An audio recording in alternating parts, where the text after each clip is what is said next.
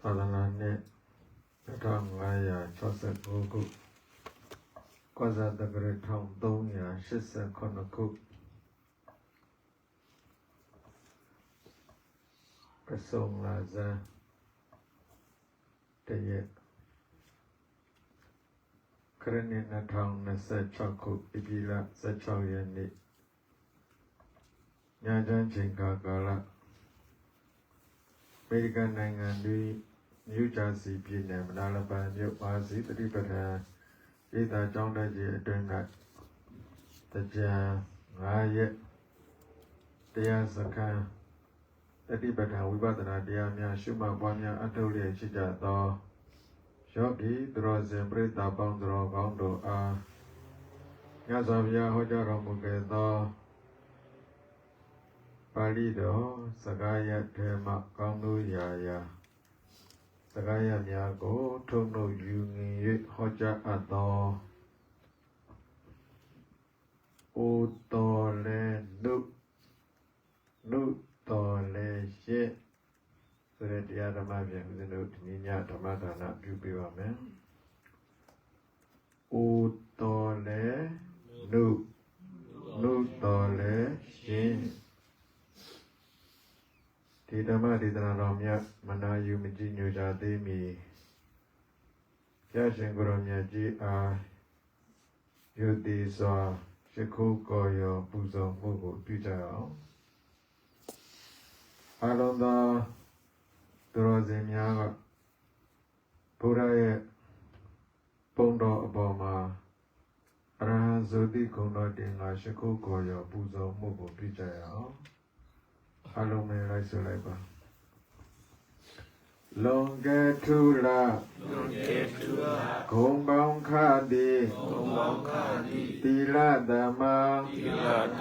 ပညာဝိမု ക്തി ဝိမု ക്തി ညာနာကတနာဂုံပြည့်စုံတော်မူသည်ဖြစ်၍လူမင်းနာမင်းဓမ္မမင်းတို့၏ချီးကျူးကော်ရောပူဇော်အထူးကိုခံယူတော်မူထိုက်သောမြတ်စွာဘုရားတပည့်တော်သည်ရှင်တော်မြတ်ဘုရားကိုနေ့နေ့ညညခတ်သိမ်းသောကာလတိုင်းမှာယုတိမြတ်တို့လက်ဆုံးမိုးကရှိခိုးကြောပါ၏အရှင်ဘုရားလူနာပြန်မှာတတဝါကျမ်းမာကြပါစေလူနာပြန်မှာတတဝါချမ်းသာကြပါစေလူနာပြန်မှာတတဝါတရားဝေး၍ဧပါစေလူနာပြန်မှာတို့သူငါကျမ်းမာပါရစေလူနာပြန်မှာတို့သူငါချမ်းသာပါရစေလူနာပြန်မှာတို့သူငါတရားဝေး၍အေးရပါစေတရားနာလားညာသူငါချမ်းသာကိုယ်စိတ်ပြည့်ပါစေတရားနာယူခတ်သိမ်းသူကြည်ဖြူကိုယ်စိတ်ရှိပါစေတရားနာယူခတ်သိမ်းသူကြည်ဖြူကိုယ်စိတ်ရှိပါစေဧတေနာသစ္စာဝဇေနဤသို့နောတံမောတုပြန်၍ဟုတ်မှန်သောသစ္စာစကားကိုပြုရလေသောကြောင့်သာတဝတရားချစ်ခင်စိတ်ကောင်းဝင်ကြကုန်သောသူတော်ကောင်းအပေါင်းတို့သည်ဒုက္ခိတာကိုရောစိတ်ပန်းနှပြဒုက္ခချမ်းသာခြင်းရှိကြကုန်သည်ဟွန်းတို့ဖြစ်ကြပါစေကုန်သတည်းဧဒုက္ခသဆင်းရဲအပေါင်းမှလည်းပဲကင်ဝေကြကုန်သည်ဟွန်းတို့ဖြစ်ကြပါစေကုန်သတည်းနေဗယာသံပေယံအပေါင်းမှလည်းပဲကင်ဝေကြကုန်သည်ဟွန်းတို့ဖြစ်ကြပါစေကုန်သတည်း နေတော်ကသမညုမမိန်တကိုရှင်လျက်ဆိုရင်မနှောင်းကြောင်ကြပူဆွေးကိုကြွေးကြမှာလည်းကေဝေကြကုန်သည်ဟွန်တို့ဖြစ်ကြပါစေကုန်သတည်းဟွန်တို့ယခုစွာသောသစ္စာစကားနှင့်ပို့လိုသောမေတ္တာအရှိန်ဝါကြောင့်အချိန်မကြာကိုယ်စီကုံငါဖြစ်တော်မူကြပါစေကုန်သတည်း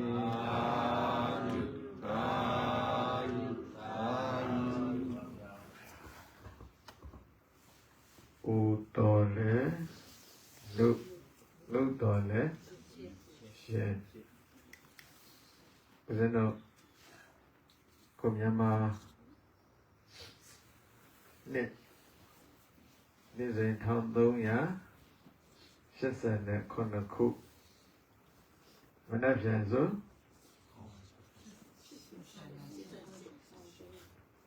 ဘယ်နှခုပြော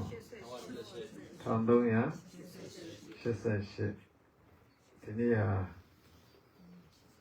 1389ခုနေ့ရက်နောက်ဆုံးရက်အဲ့လိုနေ့ဟောင်းကနေပြီးတော့ဦးဇင်းတို့မကြခင်အချိန်တွင်းမှာနှစ်သက်ကိုပြောင်းကြတော့မှာအဲ့တော့နှစ်သက်ပြောင်းသွားပြီဆိုနှစ်ဟောင်းကုံလို့နှစ်သက်ရောက်လာပြီဆိုတဲ့အခါကျတော့ဒီနေ့အလုံးသောဓမ္မမိတ်ဆွေသူတော်စင်များတစ်နှစ်ကုံသွားတော့မိမိတို့မှလည်းပဲအသက်ကတစ်နှစ်ကြီးလာပြီတစ်နှစ်တိုးသွားပြီနော်တစ်နှစ်တိုးလာပြီပေါ့တစ်နှစ်တိုးသွားအဲ့လိုနှစ်တည်းနှစ်ဟောင်းကုံလို့နှစ်သက်ရောက်လာတဲ့အခါမိမိတို့ရဲ့ခန္ဓာကလည်းပဲတဖြည်းဖြည်းနဲ့နေတဲ့နှစ်တည်းတိုးလေလေနေကြတဲ့နှစ်တည်းဟာများလာလေလေနေရမယ်အချိန်လည်းပဲတော့နဲလာမယ်နော်အဲ့ကြတော့မိမိတို့နှစ်တည်းများလာတဲ့အခါကျတော့ဒီခန္ဓာကိုယ်ကြီးကတဖြည်းဖြည်းနဲ့ပို၍နုလာသလားပို၍အိုးလာသလားအိုးလာပါဗျာပို၍အိုးလာပါအိုးလာတယ်အဲ့မဲ့ဒီခန္ဓာကိုယ်ကြီးအိုးလာပြီတဖြည်းဖြည်းနဲ့ပို့အိုးလာပြီဆိုလို့ရှိရင်ခန္ဓာကိုယ်အိုတော့အလုတ်ပိုတယ်ခန္ဓာအိုတော့အလုတ်ပိုအလုတ်ပိုတော့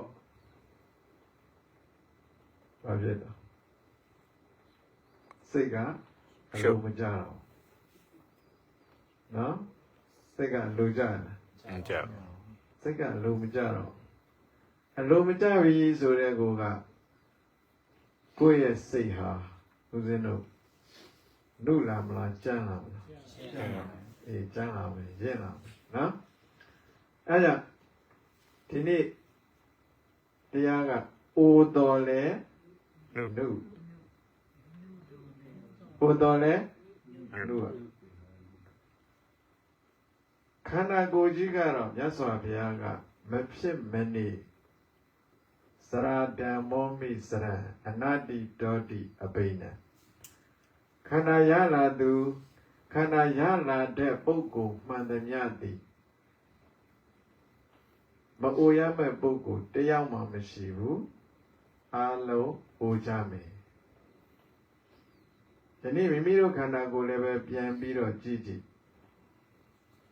တဖြည်းဖြည်းနဲ့ဦးဇင်းတို့လူဘဝလူလောကကြီးနေလာတဲ့နှစ်တည်များလာတဲ့အခါ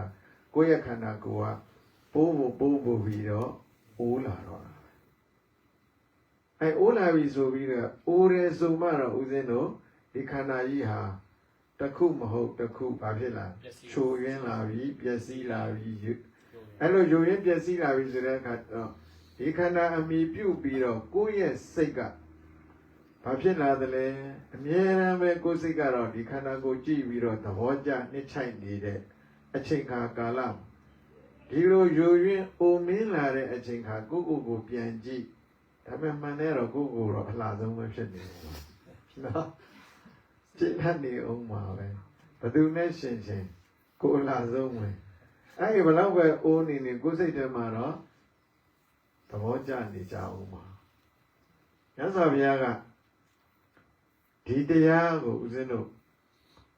ဘု து ကိုဟောခဲ့တာလဲဆိုတဲ့အခါကျတော့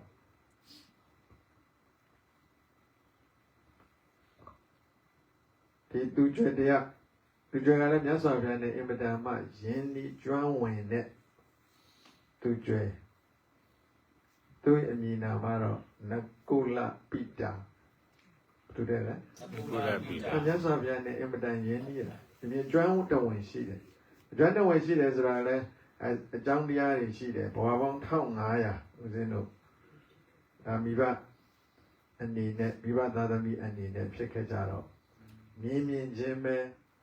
ယဉ်ဒီကျွမ်းဝင်မှုတွေရှိခဲ့တာအလိုလိုနေရင်ကိုကျွမ်းတော်ဝင်ဖြစ်နေတာစိတ်ကထားတော့အဲ့နကုလပိတာကမြတ်စွာဘုရားထံရောက်လာပြီးတော့မြတ်စွာဘုရားကိုလျှောက်ဘာလျှောက်လဲဆိုတဲ့အခါကျတော့ဘုန်းတော်ကြီးတော်မူသောမြတ်စွာဘုရားတဲ့တပည့်တော်ဟာအခုပစ္စည်းမအရွယ်နောက်ဆုံးအရွယ်ရောက်နေပြီတဲ့အင်မတန်မှလည်းပဲတပည့်တော်အိုမင်းနေပြီတဲ့အိုမင်းနာမှာဘယ်လောက်ထိအိုမင်းတယ်ဆိုလို့ရှိရင်တပည့်တော်ရဲ့ခန္ဓာကိုယ်ကအမြဲတမ်းနာကျင်နေတယ်ခန္ဓာကိုယ်ကဘာလဲလဲအမြဲတမ်းနာကျင်နေတယ်တဲ့အသက်ရွယ်အပြင်လည်းပဲပစ္စည်းမနောက်ဆုံးရွယ်အသက်80ကျော်နေပြီပြီးတော့အသက်80လည်းပဲကျော်နေပြီအသက်ရွယ်အပြင်လည်းကြီးပြီတဲ့အဲ့တော့ကြည့်ပြီးတော့ခန္ဓာကိုယ်ကလည်းပဲအမြဲတမ်းနားနေတယ်အဲ့ဒီအတွက်ကြောင့်မို့တပည့်တော်ကိုအကောင်းဆုံးတရားရှိမြတ်ပေးပါအကောင်းဆုံးတရားဟောကြားပေးပါဆိုတော့မြတ်စွာဘုရားကိုလျှောက်တာသူကလျှောက်တဲ့ထဲမှာအသက်ရွယ်ကကြီးပြီတဲ့သရတရားတွေထောင်းတဲ့အတွက်အသိဉာဏ်တွေကလည်းပဲနှုံနေတယ်ခန္ဓာကိုယ်ကလည်းပဲအမြဲတမ်းနာကျင်နေတယ်အဲ့လိုနာကျင်နေသည့်အတွက်တရားကိုလည်းကြာမနာနိုင်ဘူးအဲ့လိုတရားကိုကြာမနိုင်တဲ့အတွက်အကောင်းဆုံးနဲ့အလွယ်ဆုံးအတူဆုံးသောတရားကိုဟောကြားပေးပါလို့လျှောက်တာလျှောက်တဲ့ခါကျတော့မြတ်စွာဘုရားကအဲ့ဒီမှာသင်္ခန္ဓာကိုအမြဲတမ်းနာကျင်နေတာဟုတ်လားတဲ့မှန်ပါတယ်တဲ့ဒီခန္ဓာကိုယ်ကြီးရှိလာပြီဒီခန္ဓာကိုယ်ကြီးရလာပြီဆိုလို့ရှိရင်မြတ်စွာဘုရားကခန္ဓာကိုယ်ကြီးဟာအိုမင်းရင့်ရော်သွားတာဟာဓမ္မရာပဲဘယ်သူမှမလွန်ဆန်နိုင်ဘူးနာကျင်တယ်ဆိုတာကလည်းပဲဘယ်သူမှမလွန်ဆန်နိုင်ဘူးအိုခြင်းတရားလွန်ဆိုးဝါကြော်လွှားမရပြီနာခြင်းတရားလွန်ဆိုးဝါကြော်လွှားမရပြီဒီအိုခြင်းနာခြင်းဆိုတဲ့သဘောတရားအိုနာဆိုတဲ့သဘောတရားကိုမိသူတေဦးတရားမှမကြော်လွန်နိုင်ဘူးသင်မှမဟုတ်ဘူးဒါနှလုံးသွင်းမှုတွေပြောတာမြတ်စွာဘုရားလောက်ပြီနောက်အဲ့မှာမြတ်စွာဘုရားအကောင်းဆုံးနဲ့အတူဆုံးသူမှတ်မိအောင်ဆိုတော့စကားတူတူလေးပဲမြတ်စွာဘုရားဟောလိုက်တာနော်အဲ့တော့ဟောလိုက်တဲ့တရားကဘာလဲဆိုတဲ့အခါကျတော့ဦးဇင်းတို့မြတ်စွာဘုရားကပါဠိလိုတသမတိဟဂါပတိဧဝံသခိတဝံအတုရကာယတမေတတောစိတ်တံအနာတုရံဘဝိတတိဂါပတိသူကျွဲတတိဧဝံဤတုသခိတဝံတင်မှတ်လိုက်ပါကိုငါပြောတော့မယ်တဲ့တင်ဒီစကားလုံးလေးကိုဒီတရားလေးကိုမှတ်လိုက်ပါအတုရကာယတမေတတောစိတ်တံအနာတုရံဘဝိတတိမေမယငါသည်အတုရကာယတအမြဲတမ်းနှိမ့်ဆက်နေသောနာကျင်နေသောကိုယ်ခန္ဓာရှိသည်တတိဖြစ်ပါတော်လည်းပဲစိတ်တံစိတ်သည်အနာတုရံမနာကျင်မှုသည်ဘဝိတတိဖြစ်လက်တံဒါတော့ပါဠိရဲ့သဘောတော်အနက်တိပဲပေါ့မြန်မာလိုပြန်လို့ရှိရင်တော့ခေခန္ဓာကိုယ်ကြီးကတော့နာမှာပဲတ တင်းရဲ့စိတ်မှာအနာတုရနာကျင်မှုတွေမဖြစ်စေနဲ့အခုအများသုံးနေရတော့ဘာလို့ကိုယ်သာနာစေစိတ်မနာစေနဲ့မြတ်စွာဘုရားကဒီစကားလုံးကိုဦးဇင်းတို့မိတ်လိုက်တာနော်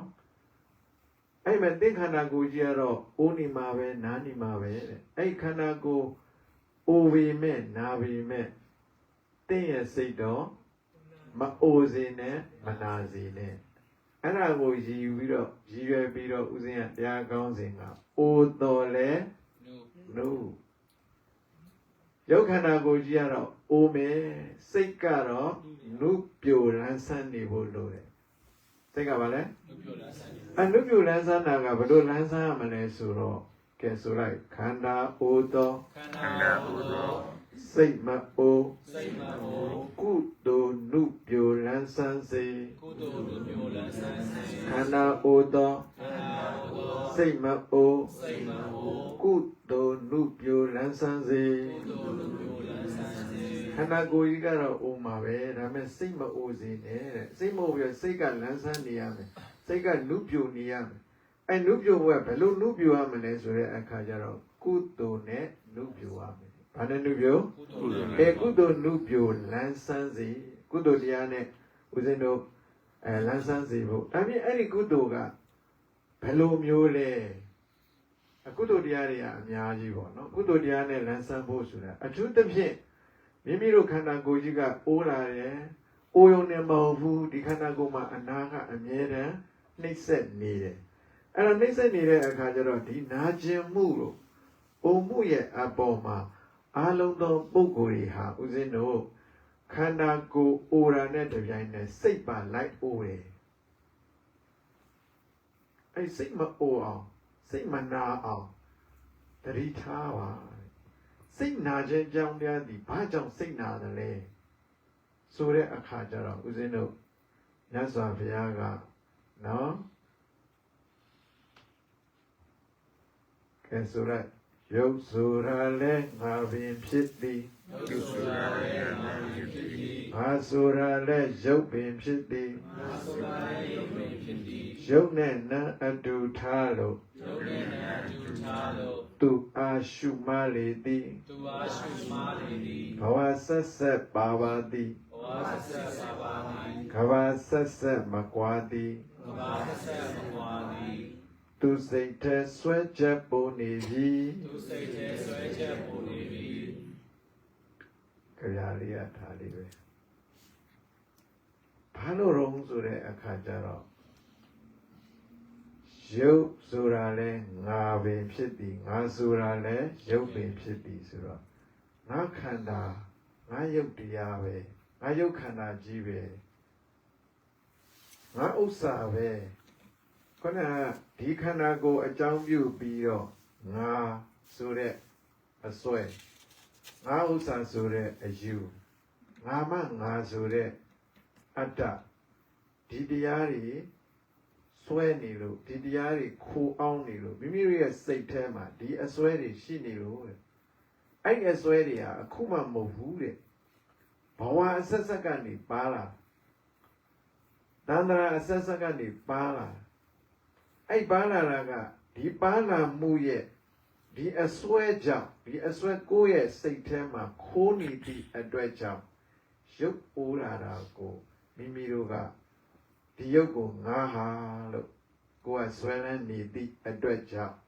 ငါပဲလို့ကိုယ့်ကိုယ်ယူဆထားသည့်အတွက်ကြောင့်ငါမှငါလို့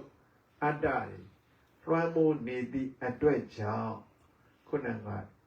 ခန္ဓာကိုယ်အိုတဲ့အပေါ်မှာဦးဇင်းတို့အလုတ်တွေပိုးလာတော့စိတ်ကအလုံးမကျဖြစ်လာတာဟာဘာဖြစ်လို့လဲဆိုတဲ့အခါကျတော့ခုနကမိမိကဒီရုပ်ခန္ဓာကြီးအပေါ်မှာတမန်မှုသာယာမှုနှစ်သက်မှုသဘောကျမှုရှိနေတော့ဘာကြောင့်သာယာမှုနှစ်သက်မှုသဘောကျမှုဖြစ်တာလဲဆိုတော့ငါခန္ဓာငါဟာငါဆိုတဲ့အတ္တမာနရှိနေလို့အဲ့ဒီအတ္တမာနက ခဲအောင်ဆောင်ရွက်နိုင်မယ်ဆိုလို့ရှိရင်ခုနကဘလောက်ပဲခန္ဓာကိုယ်အိုသွားပါစေတင့်ရဲ့စိတ်ဟာနုနေလိမ့်မယ်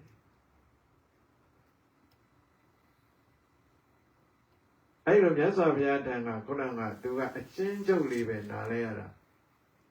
မိယုတ်ခန္ဓာကိုယ်ကြီးကတော့အိုမှာပဲတဲ့စိတ်မအိုစေနဲ့သူမြတ်စွာဘုရားဒီလိုလေးပြောလိုက်တော့ခုနက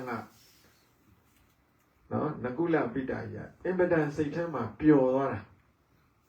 ပျော်သွားပြီးတော့ဝန္တပီတိတွေဖြစ်ပြီးတော့မြတ်စွာဘုရားထံကနေပြန်လာလမ်းမှာရှင်သာရိပုတ္တရာနဲ့တွေ့ရှင်သာရိပုတ္တရာပြီးတော့ရှင်သာရိပုတ္တရာကဒီတော့အသက်အရွယ်ကြီးရင်းတဲ့ပုဂ္ဂိုလ်ကြီးဟုတ်လားတွတ်လဲလဲနဲ့မြူးကြွပြီးတော့ရုပ်ရည်ကလည်းပဲကြည်လင်ပြီးတော့နေတာဘာများ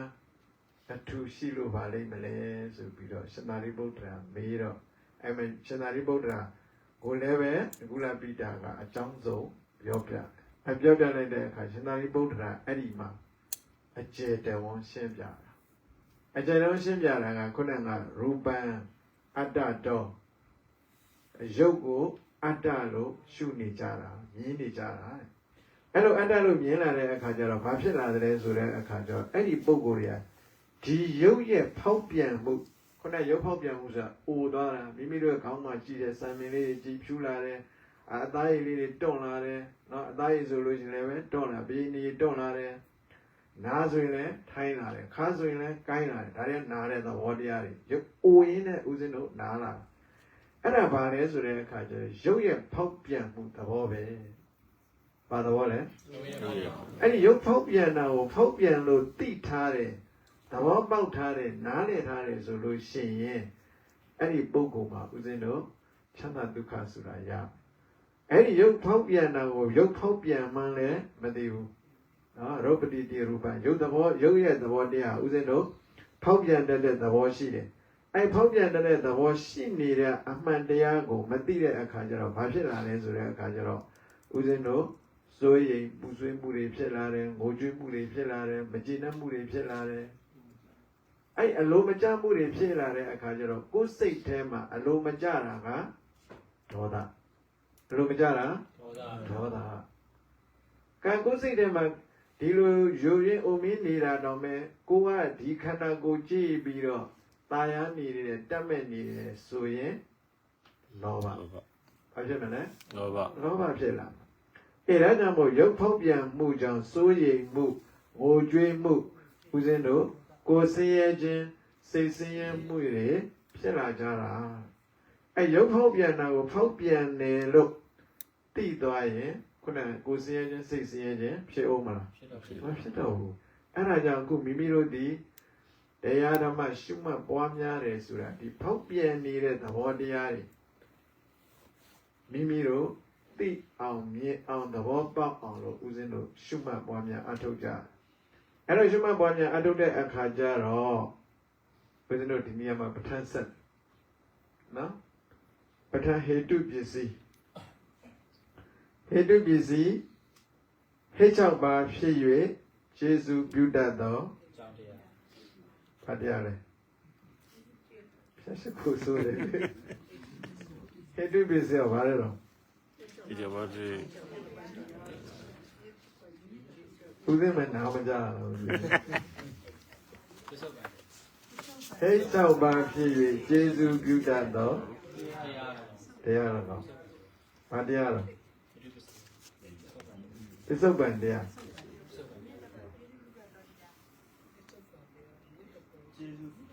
ကျေးဇူးပြုတတ်သောတရားကြောင်းတရားဟေတုဆိုရဟိတ်6ပါးနော်ဟိတ်6ပါးမှာလောဘဟိတ်ဒေါသဟိတ်မောဟဟိတ်နော်အလောဘဟိတ်အဒေါသဟိတ်အမောဟဟိတ်အဲ့မှာကုသိုလ်ဟိတ်ပြီးအလောဘဟိတ်အဒေါသဟိတ်အမောဟဟိတ်အကုသိုလ်ဟိတ်ပြီးလောဘဟိတ်ဒေါသဟိတ်မောဟဟိတ်အဲ့ဒီလောဘဟိတ်ဒေါသဟိတ်မောဟဟိတ်ဆိုအကုသိုလ်ဟိတ်သစ်ပင်မှာအမြင့်ရှိတယ်လို့မိမိတို့လူမှလည်းပဲခုနကကုသိုလ်အကုသိုလ်ဆိုတဲ့ဒီဟိတ်6ပါးရှိတယ်အဲ့ဟိတ်6ပါးရှိတဲ့အထဲမှာရေတောင်းမြစ်ကခုနကရေတောင်းမြစ်ကြီး တန်ရင်တန်တို့တစ်ပင်ဟာကြီးထွားလာကြီးထွားလာတဲ့အခါကျတော့ဒီတစ်ပင်ရေတောင်းမြစ်အားကောင်းရင်ကြီးထွားတယ်လို့မိမိတို့တန်တာမှာလည်းခုနကလောဘဒေါသမောဟလို့ခေါ်တဲ့ရေတောင်းမြစ်တန်ရင်မိမိတို့ရဲ့ခန္ဓာကိုယ်မှာမိမိတို့ရဲ့စိတ်မှာဘာတွေကြီးထွားလာမလဲဆိုရင် လောဘတွေ လောဘရဲ့အကျိုးတရားဒေါသရဲ့အကျိုးတရားမောဟရဲ့အကျိုးတရားတွေကြီးထွားလာမှာပဲကဲအလောဘကိန်းနေတယ်ဆိုအလောဘရဲ့ကုသိုလ်တရားတွေကြီးထွားလာမှာ အာဒေါသ အာရောသဆိုရင်အာရောသမေတ္တာတရားကုသိုလ်တရားတွေကြီးထွားလာတယ် အမောဟ အဲ့ဒီမှာလောဘလူတယောက်ဟာတဲ့ဦးဇင်းတို့သို့နှစ်သို့ရှိတယ်အဲ့သို့နှစ်သို့ကတသို့သို့ဖြစ်မှာပဲကုသိုလ်ဖြစ်ရင်အကုသိုလ်မဖြစ်ဘူးအကုသိုလ်ဖြစ်ရင်ကုသိုလ်မဖြစ်ဘူးအဲ့ကြောင့်ကိုယ်တဏ္ဍာမှာဦးဇင်းတို့ကုသိုလ်ဖြစ်ခံမလားအကုသိုလ်ဖြစ်ခံမလား ကုသိုလ် ကုသိုလ်ဖြစ်ခံမယ်ဒါကြောင့်ကုသိုလ်ပံလန်းဆန်းစေရမယ်အကုသိုလ်ပံလန်းဆန်းမှုဟာဘက်ကကျတော့အခုတရားရှုမှတ်နေတဲ့အချိန်လေးမှာဦးဇင်းတို့ပဋ္ဌာန်းဟေတုပစ္စည်းနဲ့ဖြစ်လာတဲ့အကြောင်းတရားလေးကိုဦးဇင်းတို့ဆက်ဆက်ပြီးတော့ဒါပြောပြမယ်အခုယောဂီသူတော်စင်တို့ဒီခန္ဓာကိုယ်အိုခြင်းဆိုတဲ့သဘောတရားရှိတာကိုမအိုပါနဲ့လို့မိမိတို့တောင်းဆိုလို့ရလားမရဘူးအခုယာတိတွေလားတွေနှစ်တွေပြောင်းလဲလာသလိုမိမိတို့ခန္ဓာကိုယ်ကလည်းပဲတဖြည်းဖြည်းနဲ့ဘာဖြစ်လာပြောင်းလဲလာပဲပြောင်းလဲလာပြီဆိုတဲ့အခါကျတော့ဝေယောအနုပ္ပတ္တိထိတတ္တအညထထံအသက်ရှင်သန်နေပြီမယ်လို့တဲ့အညထထံဒီပြည့်မဲ့ဘက်ကိုရင်းရိုင်ပြီးတော့နေတယ်။အိုမဲ့ဘက်ကိုရင်းရိုင်ပြီးတော့နေတယ်။သီးမဲ့ဘက်ကိုရင်းရိုင်ပြီးတော့နေတယ်။တဖြည်းဖြည်းနဲ့အိုသွားတာ။ဘာကြောင့်လဲ။ဒီထဲမှာဦးဆိုစရာမီးငွေတငွေငွေတွေအဲစရာတီဇောတက်လို့ခေါ်တဲ့ဒီမှာမီးငွေအငွေအပူလောင်းနေတဲ့အတွက်အဲ့ဒီအပူငွေတွေလောင်းနေတဲ့ခန္ဓာကိုယ်ဟာတဖြည်းဖြည်းနဲ့ပိုးပြီးတော့ယိုယွင်းလာတယ်။အယွင်းလာတဲ့အခါကျတော့အဲ့ဖောက်ပြန်နေတဲ့ယိုယွင်းနေတဲ့သဘောတရားကိုငါ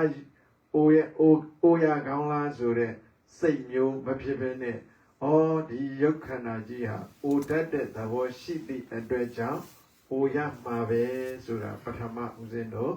ယောနိသောမနတိကာရနှလုံးသွင်းမှာအဲနှလုံးသွင်းပြီးတော့ဒီယုတ်တရားတွေရဲ့ဖောက်ပြန်နေတာလေးကိုဦးဇင်းတို့သိအောင်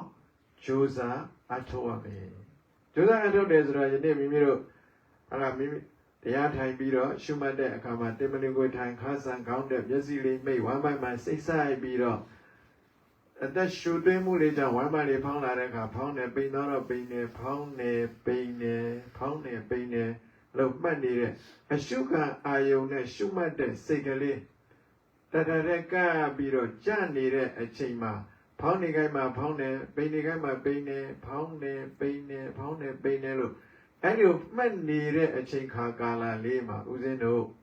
လိုချင်မှုဖြစ်အောင်မလားမကျေနပ်မှုမဖြစ်တော့ဘူးတွေးဝေမှုမဖြစ်တော့ဘူးအဲ့မဖြစ်ဘဲနဲ့ဒီခုနက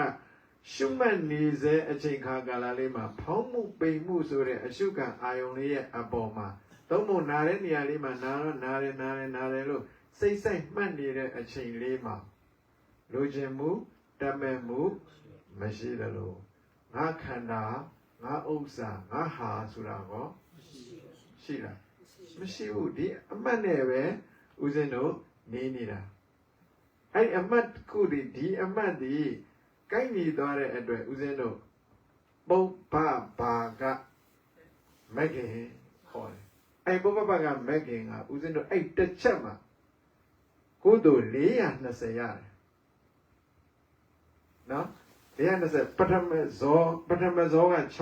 60နော်တတမဇော60အလေဇော5ချက်က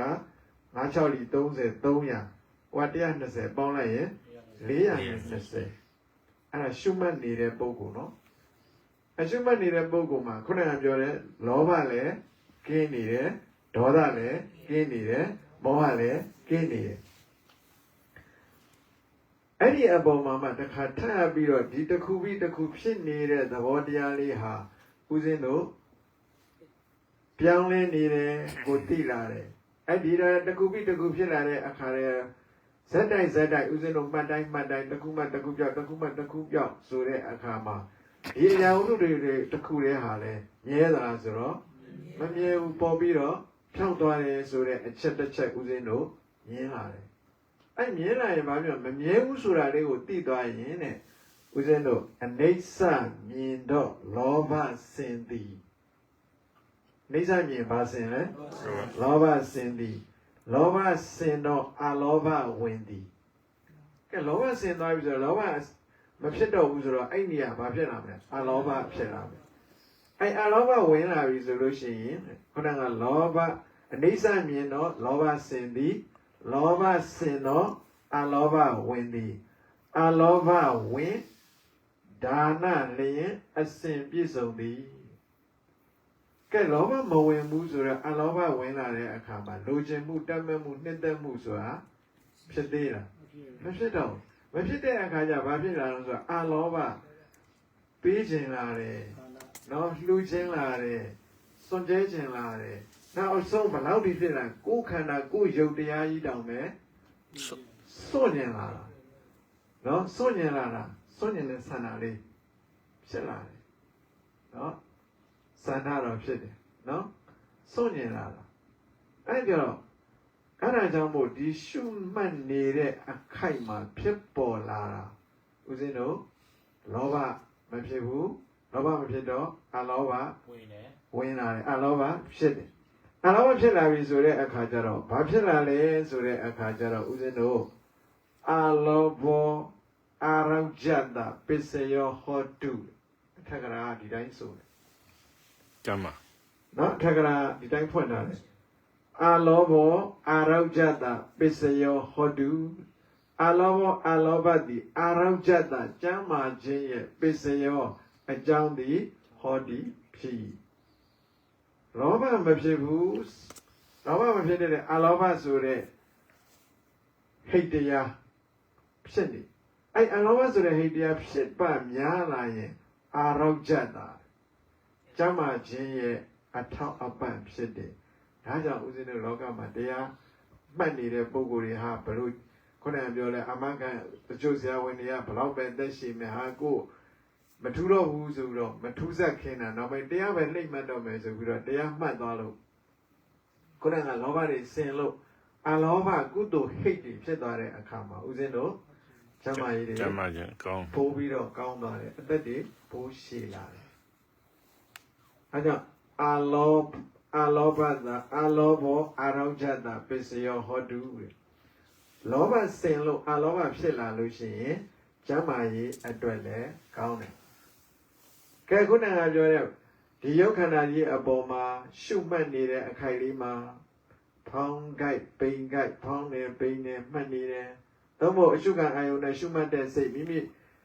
ဈဉ္ညာလျှောက်နေတဲ့အခါကြွတယ်လမ်းနေချတယ်ဒီကြွခိုက်လှမ်းခိုက်ချခိုက်လေးမှာကြွတယ်လှမ်းနေချတယ်လို့အဲ့လိုမှတ်နေတဲ့အချိန်လေးမှာခုနကလောဘလည်းမဝင်သလိုဒေါသဟောမဝင်တော့ဘူးဒေါသလည်းဆင်သွားပြီနော်ဒေါသဆင်သွားပြီအဲဒေါသဆင်တော့ဒေါသအစားဘာဝင်လာမှာအာဒေါသဝင်တယ်အဲအာဒေါသဝင်လာလို့ရှိရင်ခုနကဘာဖြစ်လာတယ်လဲဆိုတဲ့အခါကျတော့အာဒေါသောယပနတပစ္စယောဟောတုအာဒေါသောယပနတဆိုတာအရွယ်တင်တာခုနကမိမိတို့ရုပ်တွေဘလောက်ပဲပေးနေရတွန့်မာတယ်ပြောအဲ့ဒီပုဂ္ဂိုလ်ရဲ့မျက်နှာသည်ကြည်လင်ပြီးတော့နေတယ်တောက်ပလန်းဆန်းပြီးတော့နေတယ်အကယ်၍ဒီတောက်ပမှုဘာမဖြစ်တော့မဲ့အိုတဲ့အခါမှာအိုရတော့အိုရမှာအိုသွားပြီမယ်လို့သူ့ရဲ့ရုပ်ဟာကြည်လင်ပြီးတော့လူပြူနေတာအဲ့ဒါဟာအဒေါသရဲ့အစွမ်းပါအဒေါသဖြစ်တဲ့ပုဂ္ဂိုလ်နဲ့ဒေါသဖြစ်နေတဲ့ပုဂ္ဂိုလ်နဲ့ဒေါသမဖြစ်တဲ့အချိန်ခါကိုမျက်နှာကိုမှန်နေကြည့်အဲ့လောက်ပဲပြောလိုက်မယ်နော်အဲ့ခုနတရားမှတ်နေတဲ့ပုဂ္ဂိုလ်ကခုနပြောလို့ဒီခုနလေရှုသွင်းရှုတော်လေးပုံမှန်လေးလုပ်နေတဲ့အခါမှာဒီက လောဘကင်းနေတယ်ဒေါသကင်းနေတယ်မောဟကင်းနေတဲ့လေတွေဝင်သွားတော့အဲ့လေကနေမှဦးဇင်းတို့ဘယ်နဲ့ရောက်သွားလဲဆိုတော့ဒီတော့အစုပ်တို့နှလုံးသားကနေပြီးတော့ဖြန့်ဝေသွားတာအဲ့မှာသွေးတွေကကြီးလာနော်သွေးကြည်ရင်ရုပ်ကြည်လာအဲ့အင်္ဂုတ္တမှာရှိတယ်ဦးဇင်းတို့အဲ့ဒီဟာတော့ထားလိုက်တော့နော်အခုကုသိုလ်လို့ခေါ်တဲ့အလောဘအဒေါသဟိတ်ဖြစ်လာရင်အရောဒဆိုတဲ့ဟိတ်ဖြစ်လာပြီအရောဒဆိုတဲ့ကုသိုလ်တရားဖြစ်လာပြီဆိုရင်အဒေါသောယဗနတာပစ္စယောဟောတုတဲ့ရုပ်နုပြိုခြင်းကိုအထောက်အပံ့ပေးတယ်အဲကြောင့်ဦးဇင်းတို့တရားရှုမှတ်တဲ့အချိန်ဟာလောဘဒေါသအ ਨੇ ဆုံးအချိန်ပဲနော်အဲကြောင့်မိမိတို့အရှုခံအောင်နဲ့ရှုမှတ်တဲ့စိတ်လေးတဲ့ဖို့အရေးကြီးတယ်နောက်တစ်ခါကျတော့အမောဟတဒီဃာယူကောပစ္စယောဟောတုတဲ့တွေးဝေမိန်မောမနေဘူးအရှုခံအောင်နဲ့ရှုမှတ်တဲ့စိတ်ကလေးဟာကပ်ပြီးတော့အဲ့ဒီအပေါ်မှာခုနကပြောတဲ့ထင်ထင်ရှားရှားမိမိရဲ့အသိဉာဏ်ဟာအနိစ္စကိုအနိစ္စလို့မြင်လာတယ်ဒုက္ခကိုဒုက္ခလို့လည်းသိလာတယ်အနတ္တဟာ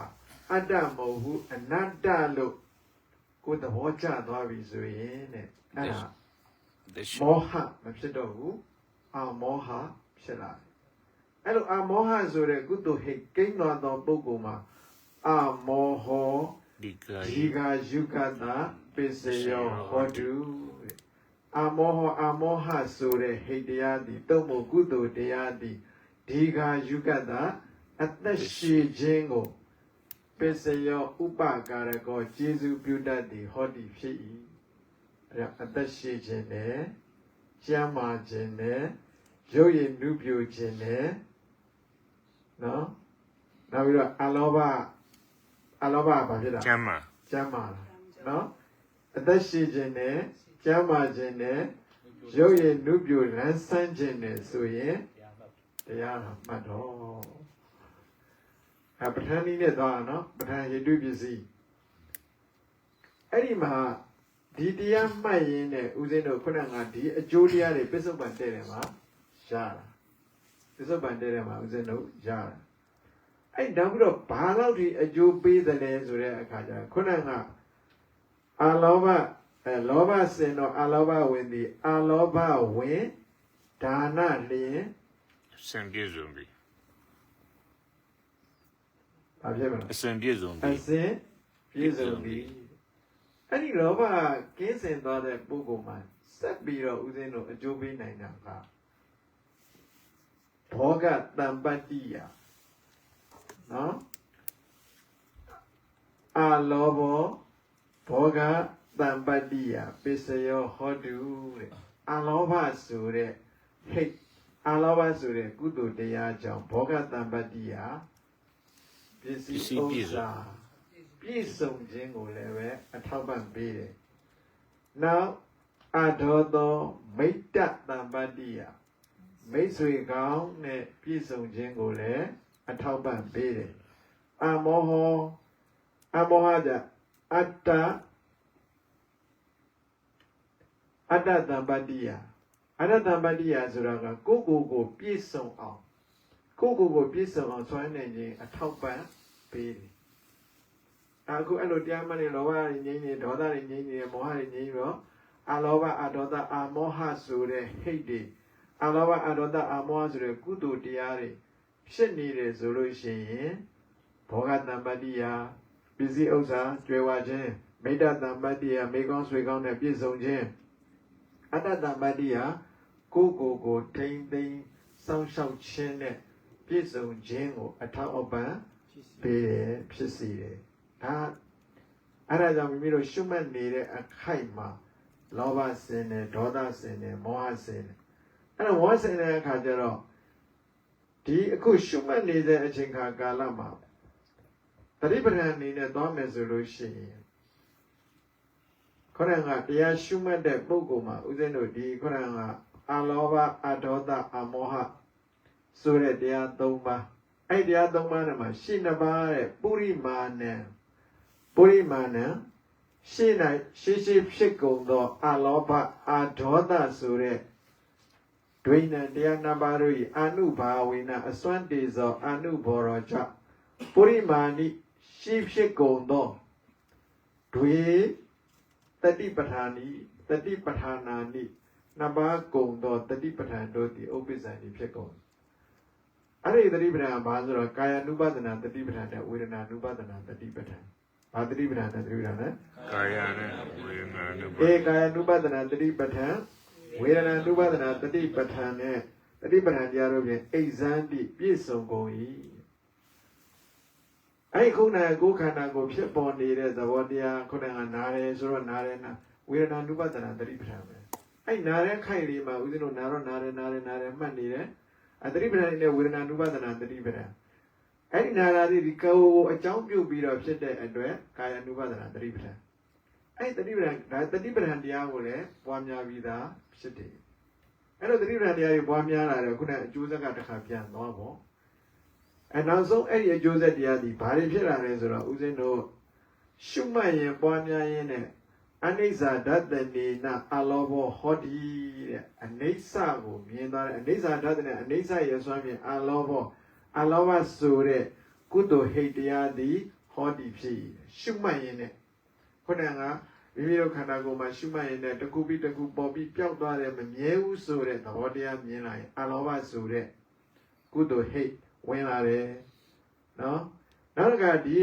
ဖြစ်ချင်းပြည့်ချင်းဆိုတဲ့သဘောတရားတွေကမပြတ်တရဇခုနကပြောတစ်ခုပြီးတစ်ခုဖြစ်ပေါ်ပြီးတော့နေတာဟာမပြတ်တရဇနှိမ့်ဆက်ပြီးတော့နေတယ်ဆိုတဲ့ဒုက္ခရဲ့သဘောကိုသိလာတယ်အဲ့ဒုက္ခဓတ္တနေနဒုက္ခဆိုတဲ့သဘောတရားကိုဦးဇင်းတို့သိမြင်သောပုဂ္ဂိုလ်မှာအာဒေါသောဟောတိဒေါသမရှိတော့ဘူးအာဒေါသဆိုတဲ့ဟိတ်တရားဂိမ်းလာတယ်အာဒေါသဆိုတဲ့ဟိတ်တရားဂိမ်းလာတယ်နောက်အနတ္တဓတ္တနေနအနတ္တလို့ရှုတဲ့မြင်သွားတဲ့ပုဂ္ဂိုလ်မှာအမောဟောအမောဆိုတဲ့ဟိတ်တရားဦးဇင်းတို့ဂိမ်းလာပါတယ်ကဲပဋ္ဌာန်းတရားပြောတော့ငိုက်လို့မကောင်းဘူးလားမငိုက်ပါဘူး ပဋ္ဌာန်းတရားအားကြောင့်နားလည်းပြင်းတယ်လို့ပြောတော့ ကောင်းပါလေ နော် ကောင်းပါလေ အဲ့ဒီမှာအကြောင်းကျိုးတွေဆက်စားပြီးတော့မှခုနကကိုတရားမှတ်နေတဲ့အချိန်လေးဟာတာမန်မဟုတ်ဘူးငါတို့မှာပုပ္ပဘာဂမဲ့ကုတု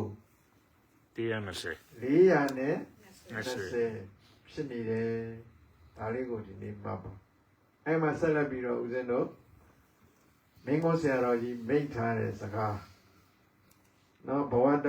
ဝရလာတဲ့အချိန်လေးမှာထမ်းပင်နော်နှစ်ပင်တပင်ပင်စိုက်ပါနော်အဲ့ဒါဘာဆိုတပင်ကပဋ္ဌာန်းတပင်ကကမ္မထန်အဲ့နှစ်ခုတစ်ခုခုတော့ဦးဇင်းတို့စိုက်ပါအဲ့စိုက်ပြီလို့ဆိုလို့ရှိရင်ဒါကြောင့်မို့မိမိတို့နေ့စဉ်ကုသိုလ်ပင်အစဉ်စိုက်ပျိုးပါကုသိုလ်ပင်ဆိုတာကပဋ္ဌာန်းတရားနဲ့ပဋ္ဌာန်းနဲ့ကမ္မထန်အဲ့နှစ်ခုတစ်ခုခုနှစ်ခုလုံးလုံးနိုင်လို့ရှိရင်ပို့ပြီးတော့ကောင်းတယ်နော်ဒါကြောင့်ဒါလေးကိုဆိုလိုက်မယ်နေ့စဉ်ကုသိုလ်ပင်အစဉ်စိုက်ပျိုးပါတပင်မသိတပင်သည်အကျိုးကြီးမိတာအကျိုးကြီးကနိဗ္ဗာန်မုတ်ချရမိတာပဋ္ဌာန်းရဲ့ကမ္မထန်တရားရဲ့ကမ္မထန်တရားကဒီခုခန္ဓာကိုမိမိတို့ရှိတဲ့ဝိပဿနာကမ္မထန်အဲ့ဒီနှစ်ပင်တပင်ပင်ကိုစိုက်တယ်အ ਨੇ ဆုံးတော့နှစ်ပင်လုံးစိုက်နိုင်ရင်အကောင်းဆုံးပဲဘာကြောင့်လဲဆိုတော့ခုနကပြောတဲ့နေ့စဉ်ကုသိုလ်ပင်အစဉ်စိုက်ပြုပါတပင်မသိတပင်သိအကျိုးကြီးမိတာအကျိုးကတော့မုတ်ချတေချာပေါ်ကြည့်နော်အကျိုးကြီးကနိဗ္ဗာန်မုတ်ချရမိတာခုနအကျိုးတရားတွေဘယ်လောက်ထိကြီးတယ်လဲဆိုတာဒါဟေတုပစ္စည်းကနေပဲသွားတာရှိသေးတယ်နော်အဲ့လောက်ထိဦးဇင်းတို့အကျိုးတရားတွေကြီးတယ်အဲ့ဒီတပင်မသိတပင်သိအကျိုးကြီးမိတာဆိုတာဘာကိုဆိုလိုတာလဲဆိုတဲ့အခါကျတော့ဦးဇင်းတို့ပဋ ဇော9ချက်ဆိုတာရှိတယ်နော်ဇော9ချက်ဒါဇော9ချက်ဒီတော့နောက်ဆုံးနေ့ဆိုတော့တရားရှိလေးတွေနော်ဇော9ချက်နော်စိတ်တစ်ခုဖြစ်တယ်ဆိုလို့ရှိရင်ဦးဇင်းတို့18ချက်ဆိုတော့အတိတဘဝင်ဘဝင်ကသနာဘဝင်ဥပ္ပစ္စရာပစ္စရောဥဇာစက္ခုဝိညာဉ်တပိစံတရိနာဝုထောဇော9ကြိမ်တရားယုံ2ကြိမ်အဲ့ဒီမှာကုသိုလ်ပဲလုပ်လို့အကုသိုလ်ပဲလုပ်လို့ဇောဦးဇင်းတို့9ဇောနော်အဲ့မှာပထမဇောဒီ60တတမဇောဒီ60အလေဇော5စုမှာ60လို့ရင်65ဒီ30 300တပင်မတိတပင်သီးဆိုတာကပထမဇောကျိုးပြီးမယ်ဆိုလို့ရှိရင်ဒီဘဝမှာပဲခုနကဘောဂတပတ္တိယပစ္စည်းဥစ္စာတွေကြွယ်ဝချမ်းသာမယ်နော်ဒီချက်ချင်းငယ်ဒါရသွားတယ်ဟာနောက်ပထမဇောကအကျိုးမပေးဘူးတတမဇောမှာအကျိုးပေးမယ်ဆိုလို့ရှိရင်ဒုတိယဘဝမှာဦးဇင်းတို့ခုလူဘဝနေနောက်ရမယ်ဘဝတစ်ခုကိုချက်ချင်းအကျိုးပေးမှာဘာအကျိုးပေးမှာလဲဆိုတဲ့အခါကျတော့ကောင်းကျိုးပဲပေးမှာတပင်မတိတပင်တိဇော9ဇောရှိတာမိမိတို့လှုပ်တဲ့အပေါ်မှာဘယ်ဇောဖြစ်မလဲဆိုတာတော့မသိဘူးတဇောတော့စောမှာပဲအဲ့လိုစောသွားလို့ကဲအလေဇောနောက်ဆုံးဇောကြတယ်အလေဇော5ချက်တခုခုစောမယ်ဆိုလို့ရှိရင်တတိယဘဝမှာစပြီးတော့ဦးဇင်းတို့နိဗ္ဗာန်မရမချင်းနိဗ္ဗာန်တိုင်မရမချင်းအဲ့ဇောတွေဟာအကျိုးပေးသွားမှာဒါပေမဲ့ပြီးမဲ့အကျိုးကဘာလဲဆိုတဲ့အခါကျတော့ခုနကတပင်မတိတပင်တိအကျိုးကြီးမိတာအကျိုးကြီးကနိဗ္ဗာန်မုတ်ချရမိတာနောက်ဆုံးနိဗ္ဗာန်ထိအောင်အကျိုးပေးတယ်ဒါကြောင့်ဒီနေ့ဦးဇင်းတို့ဓမ္မလက်ဆောင်အိုတော်လဲနုဆိုတာဟာကိုယ့်ရဲ့စိတ်နုပြိုဖို့ရအတွက်ကိုယ်စိတ်ကိုခုနကပြောလဲရုပ်ပေါ်အကြောင်းပြုပြီးတော့မကျေနပ်ချက်ဒေါသတွေမဖြစ်ဖို့နော်မလိုလားအပ်သောဝိသမလောဘတွေလည်းမဖြစ်ဖို့အခါတည်းကိုကြည့်ပြီးတော့လားဒီထဲမှာတာယာမှုနှစ်သက်မှုသဘောကျမှုတွေဖြစ်လာလို့ရှိရင်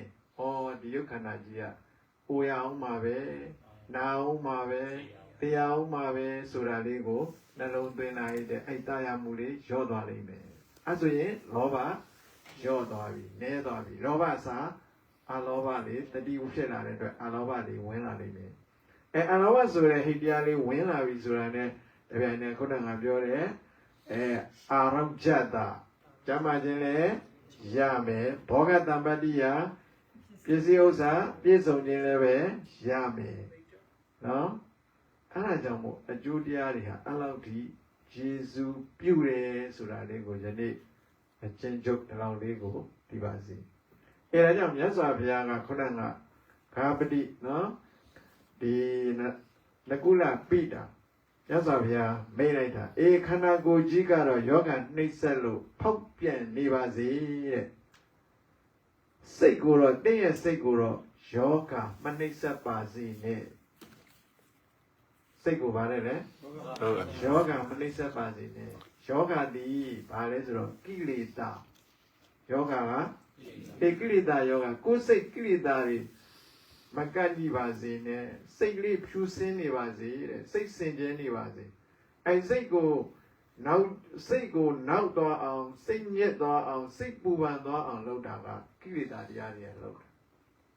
အဲ့ကိလေသာတွေဆိုတဲ့အခါမှာဦးဇင်းတို့ကိလေသာတရားလောဘဒေါသမောဟမာနဒိဋ္ဌိဝိသိကိစ္စဌိနဩရိစအာရိကအနုတ္တပဒီတရားတွေကနေပြီးတော့ကိုယ်စိတ်ကိုညှဉ်းနှွမ်းအောင်ပြုလုပ်တာဆောင်ရွက်တာအဲကြောင့်အဲ့ဒီကိလေသာကိုစင်ကြယ်အောင်လုပ်ပါအဲ့စင်ကြယ်သွားပြီဆိုလို့ရှိရင်သစ္စိတ်ဟာလူနေတာပဲနော်ကိုယ်စိတ်က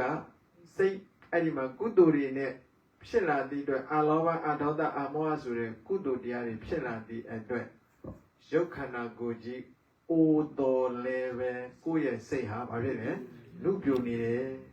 အဲဒါကြောင့်မြတ်စွာဘုရားကကိလေသာယောဂကိုယောဂမနှိမ့်ဆက်ပါနေစနဲ့ဆိုတာဟာကိလေသာတရားတွေဦးဇင်းတို့မကန့်ညိပါစေနဲ့လို့ပြောတာပဲအဲကြောင့်ကိုယ်တဏ္ဍာမှာမကောင်းတဲ့လောဘဒေါသမောဟမာနဒိဋ္ဌိဝိသိကိစ္စဌိနဩရိစအာရိကနုတ္တပအိတ္တမစ္စရိယဒါတွေဦးဇင်းတို့မကန့်ညိအောင်ကိုယ်စိတ်ကိုဖြူစင်အောင်တ တရားရှုမှတ်ပေးလို့ရှိရင်အကောင်းဆုံးစင်ကြယ်ခြင်းဖြူစင်ခြင်းဖြစ်ပါတယ်အဲ့မှာမြတ်စွာဘုရားကမိန့်လိုက်တော့ခုနကကုလပိတာကတော့အဲ့ဒီတရားနာပြီးတော့တရဗံဖြစ်သွားတာပဲနော်တရဗံဖြစ်သွားတာတို့ယောဂီတွေလည်းတစ်ချိန်ညဖြစ်မှာပါအေးအဲ့ဒါအိုတော်လဲနုတော်လဲယင့် ရှင် အဲ့ဒါမလားသေးဘူး နုတော်လဲယင့်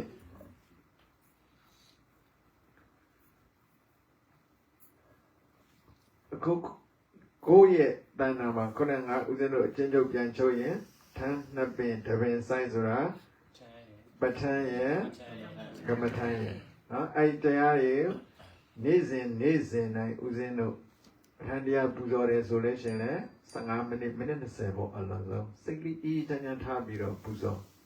ပူဇော်လာလို့ရှိရင်ကိုယ့်ရဲ့ဉာဏ်တွေလည်းပဲထက်မြက်လာမယ်နောက်ခုနကမိမိတို့ဘောဂတံပတ္တိယဒါတွေလည်းပဲပြည့်စုံမှုအသက်ရှင်မှုတွေဦးဇင်းတို့ကျမ်းမာမှုတွေရလာမယ်အသက်ရှင်ခြင်းနဲ့ကျမ်းမာခြင်းနဲ့ဆိုရင်ဦးဇင်းတို့ဒီတရားတွေကိုနှလုံးသွင်းစင်ကြယ်နိုင်ဖို့အရေးကြီးတယ်။အိုခြင်းဆိုတဲ့ဟာဘယ်သူမှတားမရဘူး။နာခြင်းဆိုတာဘယ်သူမှတားမရဘူး။သိခြင်းဆိုတာဘယ်သူမှတားမရဘူး။ဒါကြောင့်ဒီယုတ်ခန္ဓာကိုယ်ကြီးသည်တနေ့တော့ပျက်စီးမှာပဲ။အဲ့လိုပျက်စီးသွားတဲ့အချိန်မှာကိုယ့်ရဲ့စိတ်ကိုတော့ဦးဇင်းတို့အိုမသွားစေဖို့လန်းဆန်းစေဖို့ကုသိုလ်တရားနဲ့ချမ်းရံထားဖို့လိုပါတယ်။ဒါကြောင့်ဆိုလိုက်ခန္ဓာအိုသောစိတ်မအိုကုသိုလ်လူပြိုလန်းဆန်းစေရုပ်တွင်နုသောဉာဏ်မနုရှင်းကျက်မှုဖြင့်လှမ်းပါစေရုပ်တွင်နုသောဉာဏ်မနုရှင်းကျက်မှုဖြင့်လှမ်းပါစေအိုတော်လဲနုလူတော်လဲရဲ့ဉာဏ်လင်းပွင့်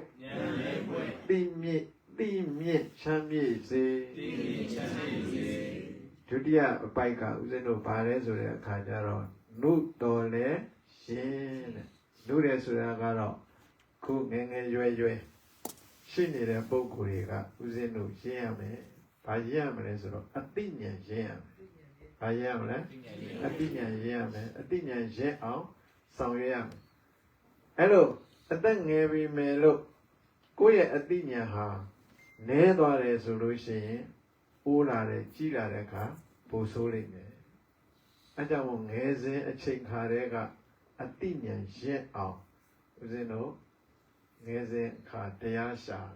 ဘုရားတော်တိုင်းမိန်ခဲ့တာပေါ့နော်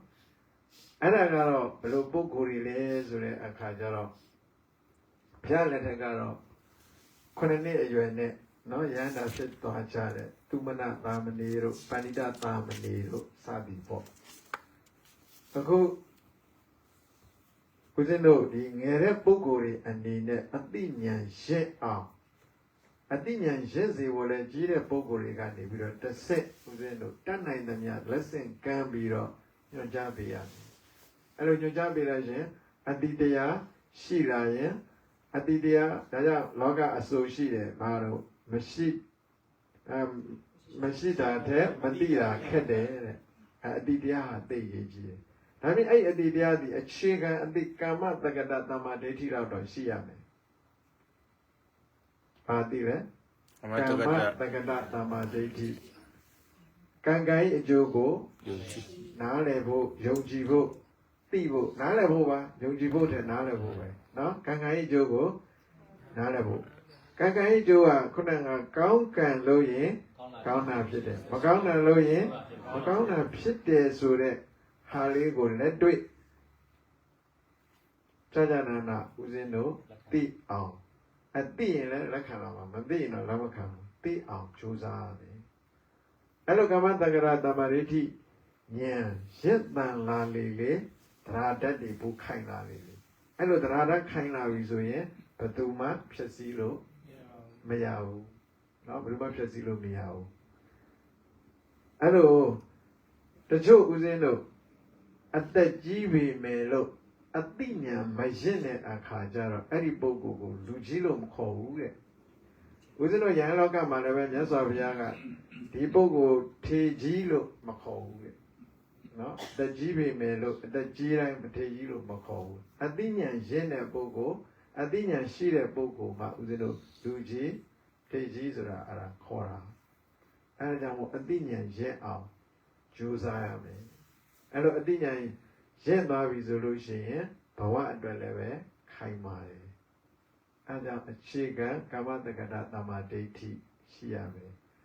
ကောင်းအဲ့ဒီအခြေခံကာမတက္ကတာတမ္မာဒိဋ္ဌိကနေပြီးတော့ဦးဇင်းတို့ထပ်ပြီးတော့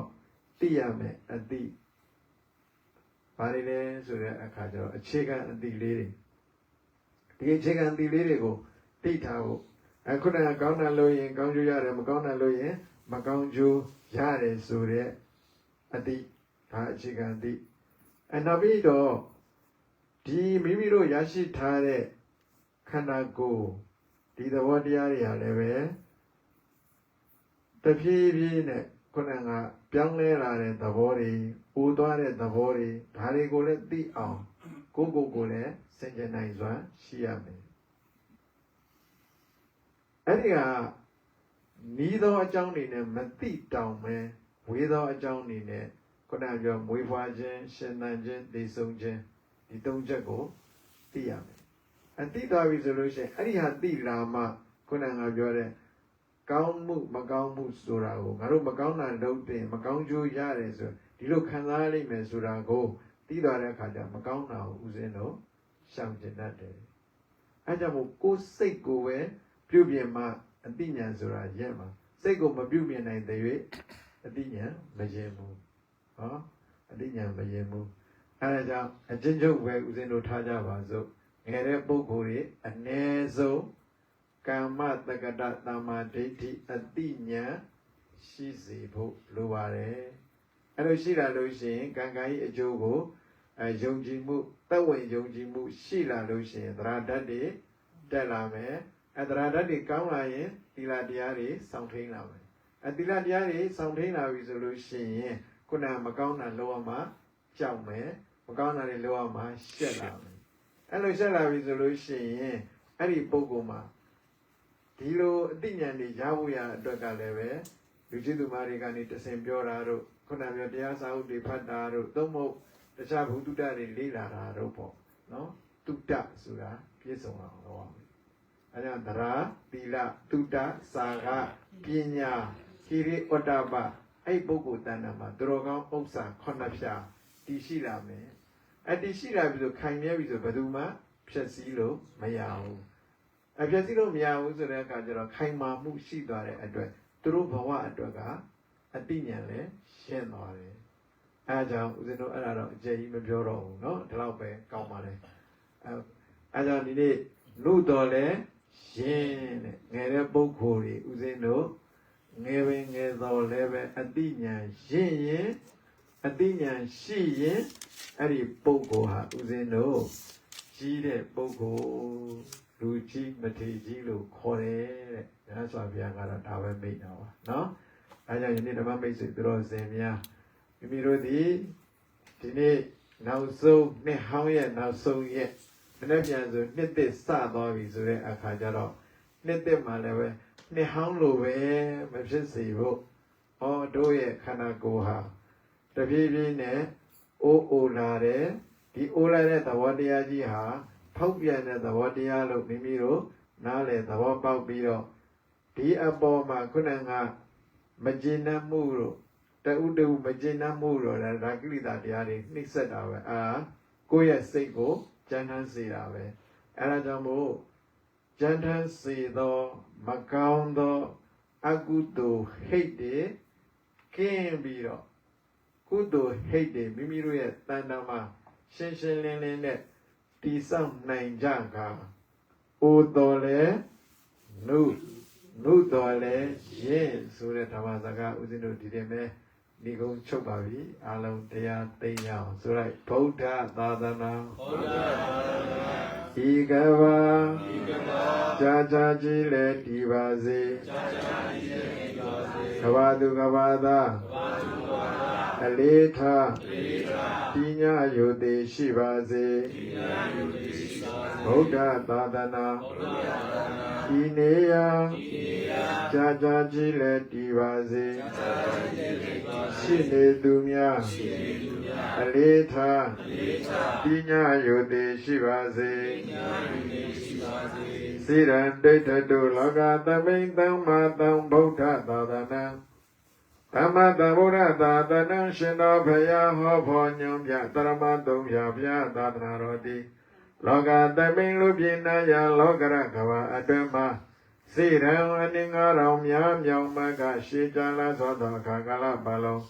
ဒိဋ္ဌတုထွန်းတောက်ရောင်ဝနိဗ္ဗာန်သို့